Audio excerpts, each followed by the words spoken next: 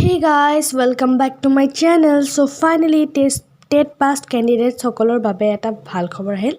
Doctor Himanta Biswa Sarma ডাঙৰীয়াই তেওঁৰ এক ফেচবুক পোষ্টৰ জৰিয়তে জনাইছে যে অসম আৰক্ষী শিক্ষা পঞ্চায়ত আৰু গ্ৰামোন্নয়ন জলস্বাস্থ্য আৰু কাৰিকৰী স্বাস্থ্য লোকনিৰ্মাণ আৰু জনকল্যাণ জলসিঞ্চন আৰু কৰ্মচাৰী বিভাগত যিমানখিনি খালী পদ আছিলে সেইখিনি অতি সোনকালে পূৰণ কৰিবলৈ তেওঁ নিৰ্দেশনা দিছে।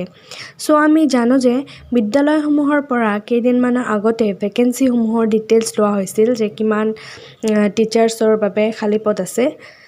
সো আজি এই পোষ্টৰ দ্বাৰা আজি এই ফেচবুক পোষ্টৰ দ্বাৰা তেওঁৰ আমি নিশ্চিত হলো যে শিক্ষা বিভাগত অতি সোনকালে বিজ্ঞাপন প্ৰকাশ পাব।